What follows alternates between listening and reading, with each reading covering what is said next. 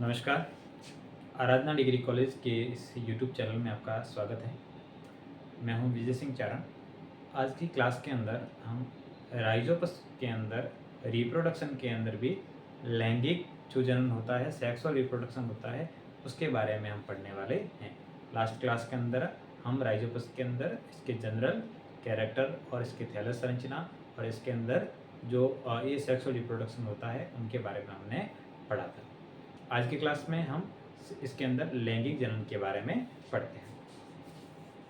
Rhizopus जो होता है, राइजोपस के अंदर दो तरीके के थैलस पाए जाते हैं। कुछ समजालिक होते हैं, कुछ विषमजालिक। समजालिक का मतलब होता है कि इसके अंदर राइजोपस के अंदर स्पष्ट क्या होता है एक्चुअली कि इसके अंदर दो प्रकार के युग्मकधार या इसको कवक तंतु बोलते हैं। अब ये यहाँ पर मेल रिप्रोडक्टिव ऑर्गन या मेल गैमेटेंजिया या फीमेल गैमेटेंजिया, इन दोनों का निर्माण एक ही थैलस के ऊपर होता है, जिसको बोलते हैं समजालिक।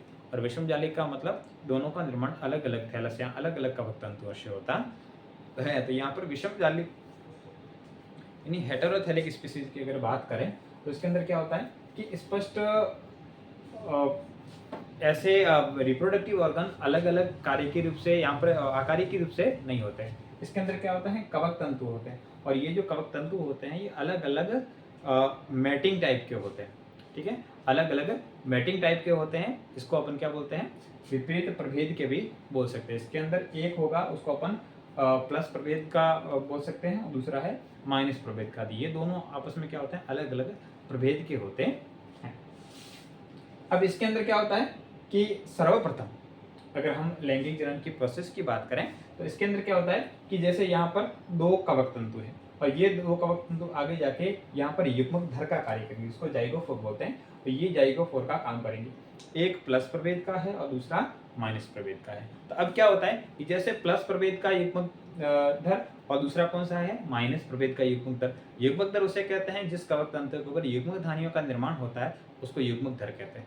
अब जैसे ही एक दूसरे के ऑपोजिट के अंदर आ जाएंगे, हालांकि राइजोपस के अंदर लैंगिक जनन की संभावना है बहुत क्या होती है, रेयर होती है, क्योंकि इसके अंदर अलग अलग प्रभेद के कवक तंतु सामने आए, ये प्रक्रिया बहुत ही रैंडम होती है और रेयर होती है, इसलिए इसके अंदर जाइगोस्पोर का निर्माण सामान्यतः कम होता है। फिर भी इसके अंदर क्या हो गया, माना कि यहाँ पर प्लस प्रभेद का है, दूसरा कौन सा है, माइनस प्रभेद का है, तो ये दोनों एक दूसरे के पास में आ गए।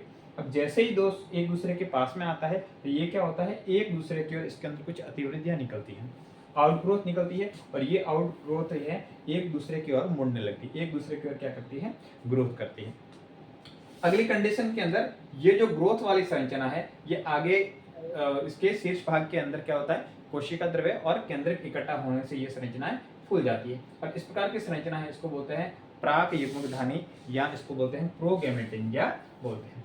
अगली ही कंडीशन के अंदर क्या होता है कि इनके जो शीर्ष भाग है और ये युग्म प्रोगैमेटेंजिया है और ये भी प्रोगैमेटेंजिया है। अगली वाले कंडीशन के अंदर या इसके अंदर क्या हो जाएगा, दोनों की अनुप्रस्थ दिशा से ये क्या हो जाएंगे, फ्यूज हो जाएंगे, मतलब आपस में चिपक जाएंगे, फ्यूज नहीं होंगे, चिपक जाएंगे। और उसके बाद में इसके आधारीय भाग के अंदर यहाँ पर क्या होता है, सेप्टा का निर्माण होगा। अब जैसे ही सेप्टा का निर्माण होगा तो यहाँ पर ये फूली हुई संरचना है, इसको युग्मकधानी बोलते हैं। और ये वाली संरचना जो इसके वृंत जैसी संरचना है, इसको अपन सस्पेंसर या निलंबक बोलते हैं। तो ये वाली संरचना क्या कहलाएगी, युग्मकधानी, और ये वाली क्या कहलाएगी, सस्पेंसर कहलाती है।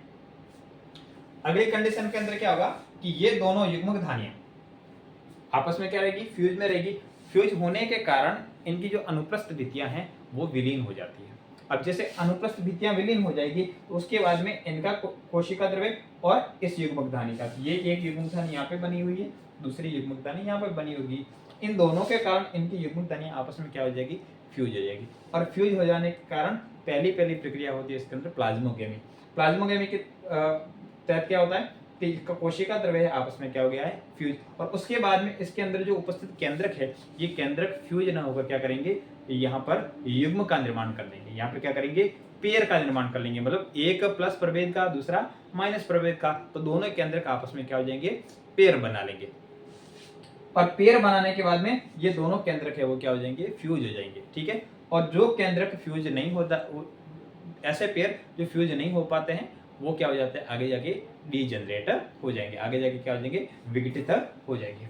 अगली कंडीशन के अंदर क्या होगा कि यहाँ पर फ्यूजन जो सेल है इसके अंदर अभी क्या है, द्विगुणित केंद्रक है और ये अपने चारों ओर क्या करेगा, एक भित्ति का निर्माण करेगा। भित्ति दो होती है, एक्साइन और इंटाइन, बाह्य चोल और मध्य चोल। ये अपने चारों ओर क्या करेगा, भित्ति को स्त्रावित कर लेगा और भित्ति स्त्रावित करने के बाद में ये सस्पेंसर है वो धीरे धीरे विघटित होना शुरू हो जाएगा। इसको क्या बोलते हैं, यंग जाइगोस्पोर बोलेंगे, यानी परिपक्व या युवा युग्माणु इसको बोल सकते हैं। अगले कंडीशन के अंदर क्या होगा कि यहाँ पर जो यंग जाइगोस्पोर है इसके चारों ओर दोहरी स्त्री भित्ति बन जाएगी। बाहर की ओर जो भित्ति है उसको एक्साइन बोलते हैं, अंदर वाली क्या है, इंटाइन। ऐसे करके कंप्लीट यहाँ पर जाइगोस्पोर का निर्माण हो जाएगा। उसके बाद में ये सस्पेंसर ये नष्ट हो जाते हैं और जाइगोस्पोर है बाहर की ओर जो परकिनेटर हो जाता है। अगले कंडीशन में क्या होगा कि ये जो जाइगोस्पोर है, मैच्योर जाइगोस्पोर है, जैसे ही फेवरेबल कंडीशन आएगी तो ये क्या होगा, जर्मिनेट होगा। तो जैसे फेवरेबल कंडीशन आई तो इसने क्या किया है, बाहर की ओर एक्साइन है, अंदर वाला इंटाइन है। तो अभी इसके अंदर देखो कौन सा डिवीजन हुआ है, अब इसके अंदर केवल जैसे यहाँ पर क्या था कि द्विगुणित स्ट्रक्चर थी, प्रत्येक केंद्र कैसा था, द्विगुणित था। अब इसके अंदर अब क्या होगा, अर्धसूत्रीय विभाजन होगा और अर्धसूत्रीय विभाजन के बाद में उसके अंदर अगुणित संरचनाओं का निर्माण हो जाएगा। तो इसके अंदर बहुत सारे केंद्र होंगे और वो कैसे होंगे, अगुणित होते हैं। अब जब तक इसके अंदर फेवरेबल कंडीशन नहीं आएगी, अनुकूल वातावरण होगा, तब तक इसके अंदर केवल और केवल मियोसिस डिवीजन ही हुआ रहता है। जैसे ही फेवरेबल कंडीशन आएगी तो इसके अंदर अब क्या होगा, माइटोसिस होगा और माइटोसिस के कारण इसके अंदर केंद्रकों की संख्या और बढ़ जाएगी और जैसे केंद्रकों की संख्या बढ़ जाएगी, कोशिका द्रव्य की मात्रा बढ़ जाएगी, तो ये क्या करेगा, बाहर वाली एक्साइन है उस एक्साइन के ऊपर क्या लगेगा, प्रेशर लगाएगा। अब जैसे ही बाहर वाली एक्साइन के ऊपर प्रेशर लगाएगा जिसके कारण ये एक्साइन है यहाँ से क्या हो जाएगी, फट जाएगी और जैसे एक्साइन फट जाएगी तो उसके अंदर उपस्थित इंटाइन है वो अभी तक जीवित रहेगी और ये इंटाइन है बाहर ऊपर की ओर एक इरेक्ट इस प्रकार की ट्यूब लाइक स्ट्रक्चर का निर्माण करती है, अतिवृद्धि का निर्माण करती है। इसको अपन बोलते हैं प्रोमाइसीलियम। ठीक है, इसको अपन बोलते हैं प्रोमाइसीलियम और ये प्रोमाइसीलियम का शीर्ष वाला भाग है वो क्या रहता है, फूला हुआ रहता है और ये क्या था, जो फूला हुआ रहेगा। ठीक है, तो ये हाइपर टिप क्या है, इनलार्जिंग बोलते हैं। तो ऊपर वाला सिरा कैसा है, फूला हुआ भाग है। अगले कंडीशन के अंदर ये जो फूला हुआ भाग है ये क्या कर लेगा, यहाँ पर आगे जाके बीजाणुधानी का निर्माण कर लेगा। इसको बोलते हैं जाइगोस्पोरेंजियम। ठीक है, इसको क्या बोलते हैं, जाइगोस्पोरेंजियम। और जाइगोस्पोरेंजियम के अंदर क्या है, अनेक अगुणित केंद्रक है। ठीक है, तो ये यहाँ पर क्या कहलाएगा, यहाँ पर बीजाणुधानी घर कहलाएगा ये वाली स्ट्रक्चर जिसको हम प्रोमाइसीलियम बोलते हैं और ऊपर वाली संरचना ये क्या कहलाएगी, बीजाणुधानी। कौन सी बीजाणु है यहाँ पर, जाइगोस्पोरेंजियम है। ठीक है, अब इस जाइगोस्पोरेंजियम के अंदर अनेक केंद्रक हैं, कैसे हैं, अगुणित हैं और प्रत्येक केंद्र से आगे जाके यहाँ पर मियोस्पोर का निर्माण हो सकता है या जाइगोस्पोर का निर्माण हो जाएगा। और ये मियोस्पोर है, मियो बीजाणु है, आगे क्या होगा, इसकी जो वॉल होगी वो फट जाएगी, बाहर की ओर क्या हो जाएंगे, यहाँ पर रिलीज हो जाएंगे और उसके बाद में प्रत्येक जर्मिनेट होकर वापस नए माइसीलियम का निर्माण करेंगे। तो इस प्रकार से लैंगिक जनन जो होता है इसके अंदर बहुत रेयर होता है, रेयर कंडीशन होती है, फिर भी इसलिए इसके अंदर बहुत रेयर कंडीशन के अंदर जाइगोस्पोर बनता है। फिर भी जो कुछ कंडीशन होती है उसके अंदर प्रेजेंट होता है, उसके अंदर लैंगिक जनन ये होता है। ठीक है, तो यहाँ पर राइजोपस के बारे में जो भी इंपॉर्टेंट बातें थी हमने पढ़ ली है। नेक्स्ट क्लास के अंदर हम कुछ और इम्पोर्टेंट टॉपिक है वो आपके सामने लेके आएंगे। आज की क्लास के अंदर इतना ही, थैंक यू।